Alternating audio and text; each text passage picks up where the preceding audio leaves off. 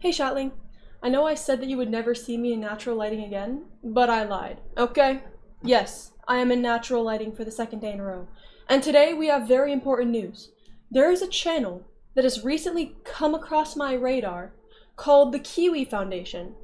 And it is an entire extensive, is the term ARG? Some sort of horror plot, and I have no idea who's behind it. And they have, I think, 5 videos out already. So we are going to unpack it together because I still don't know what they are building up to. I don't know the purpose of this channel, and I also don't know who's behind it. So what I'm going to do today is outline what I know so far, and hopefully soon enough I can figure out this mystery and make a follow-up video revealing the truth. So why don't we start by showing you the actual channel.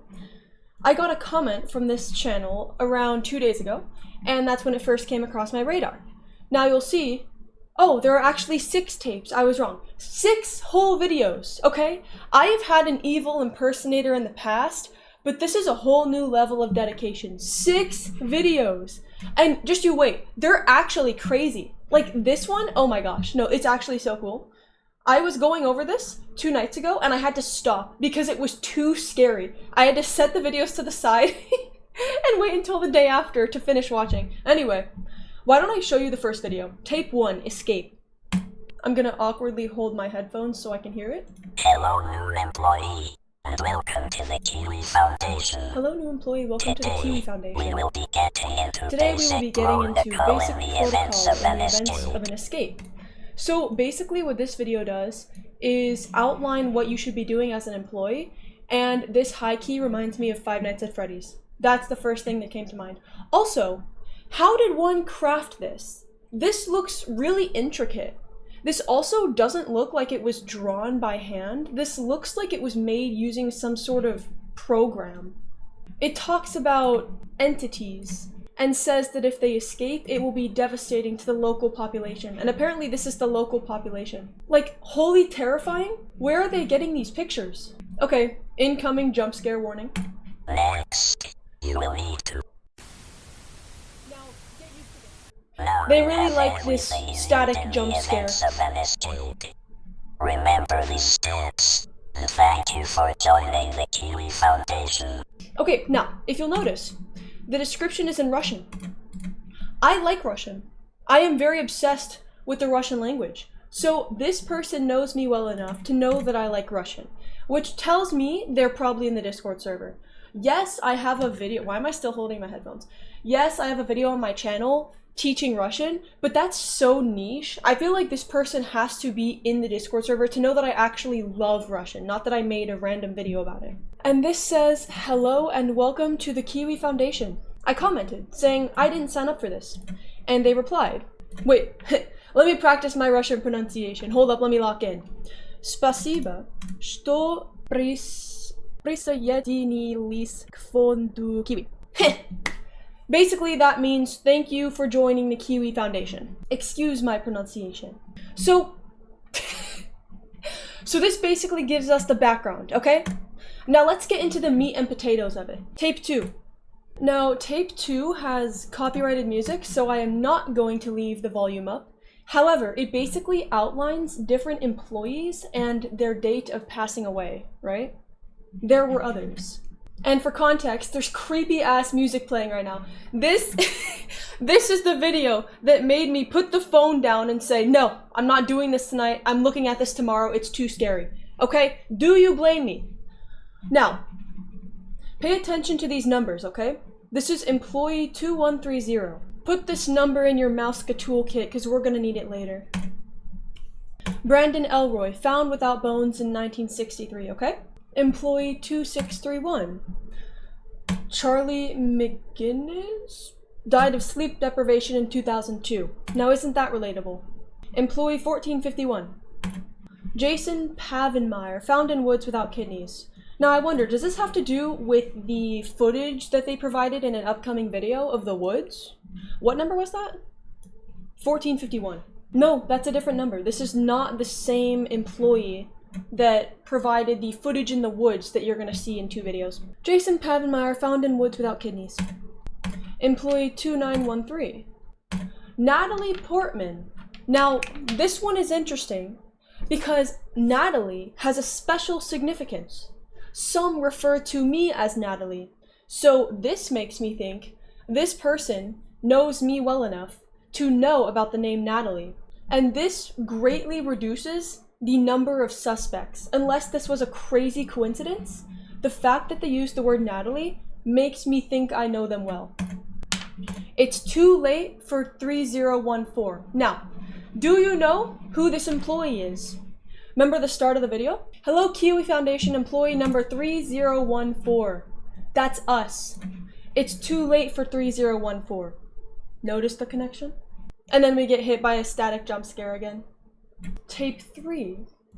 So right off the bat, why does it say SYB? Is that like shut your bitch ass up? Or does that stand for something else? Warning. We have received news of an escapee from a local research facility. There's an escapee from a local research facility. So this is the exact thing that they were warning against in the first tape. For those at home with small children, lock the doors and hide them. The escapee is known. This is the escapee. Who does that remind you of? You'll notice a nose ring right here. Very interesting. I wonder who that could be. Now look at this. For one frame, when the static starts, you see the words "Hey Kids." Now, my Minecraft username is Hey Kids. The reason for this is because it was an inside joke with me and my friends in middle school, okay? Now it just looks really creepy because I'm a grown adult with the username Hey Kids, okay? Like, I promise there's an explanation. However, this means that the person behind the Keewi Foundation is in my streams. Because the only way that you could know that my name is Hey Kids and you could know about this joke is if you were present during my Minecraft streams. Unless on the super off chance that they were in the Discord server and saw discussion about it. However, I don't believe that for a second. I think they had to be in my Minecraft stream to know about my username that is Hey Kids and know that it's funny.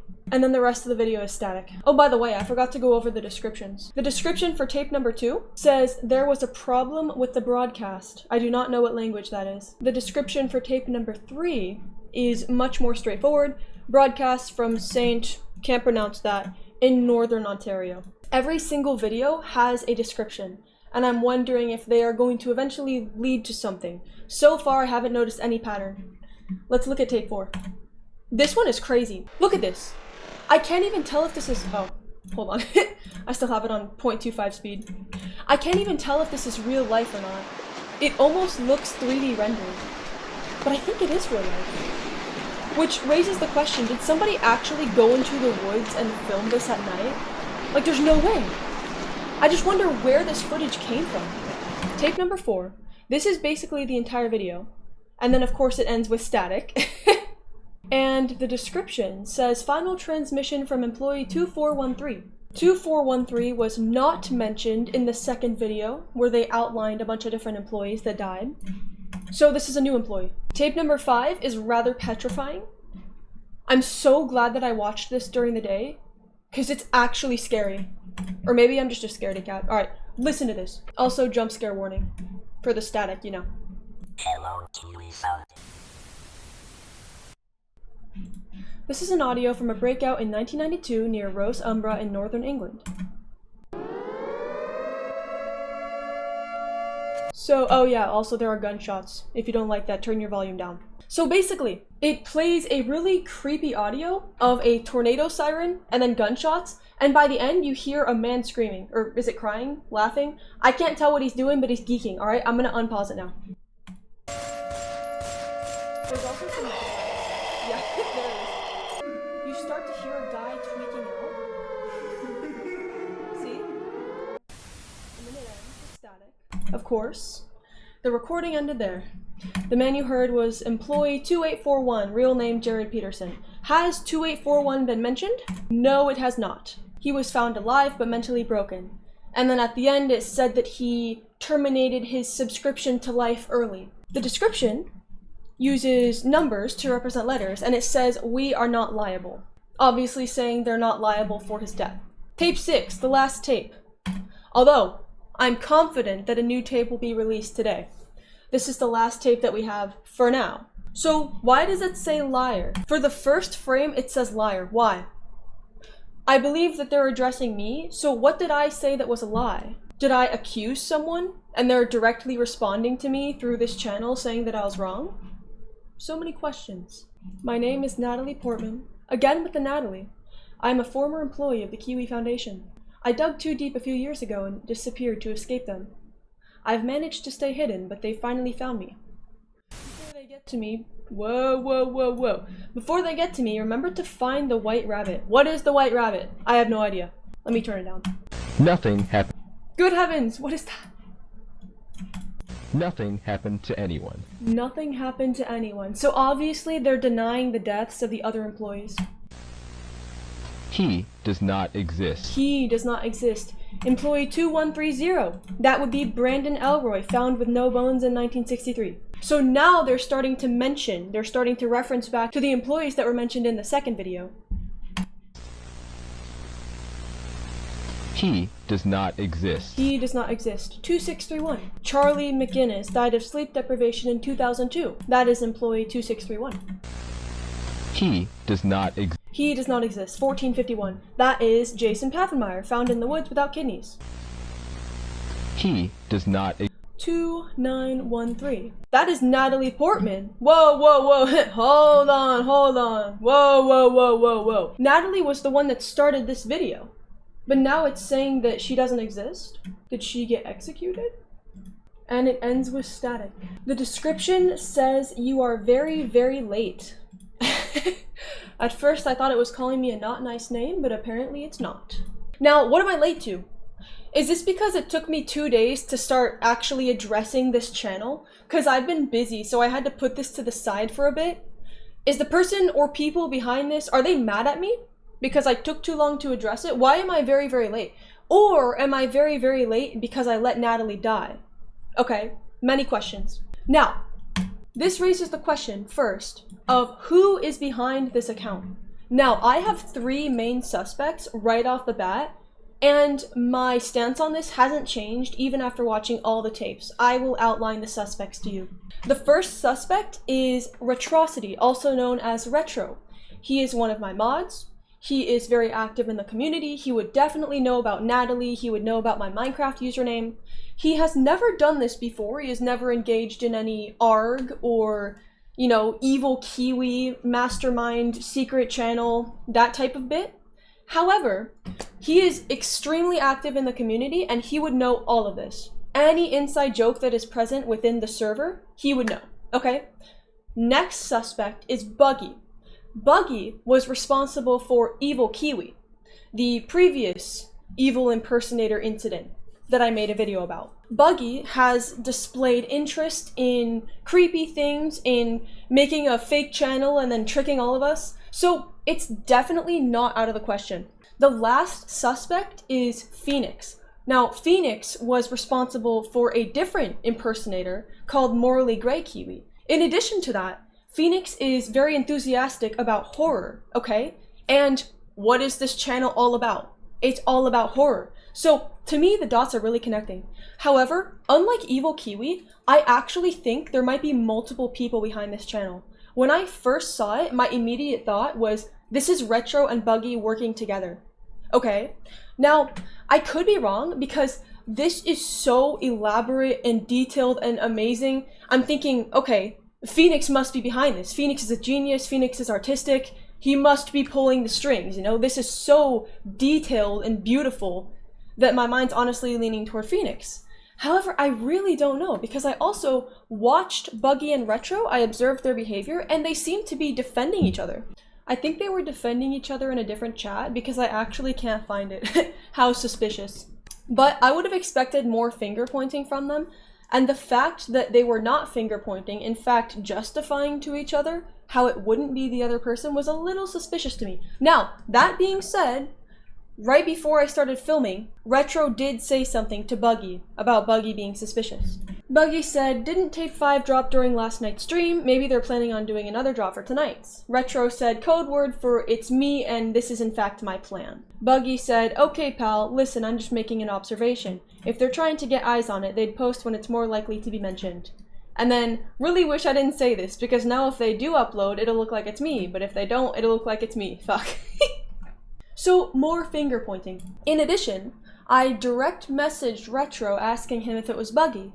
Not really wanting his genuine thoughts, but rather searching for if he would give me a suspicious response. Like, I don't think it's Buggy, you know? Yeah, no, Buggy's definitely... I was looking for him to defend Buggy. However, he actually gave me a really logical response that kind of threw a wrench into my thought process, because it made perfect sense and it wasn't overly suspicious either. So I said, do you think it's Buggy? And Retro said, kind of. But I also don't think Buggy would be able to make something of this quality, not with Flip-a-Clip and CapCut, which is what Buggy uses. This looks like computer, e.g. Adobe made. This is a really good point, and he didn't just say, no, I don't think it's Buggy. He said, it could be, but also it seems a bit unlikely.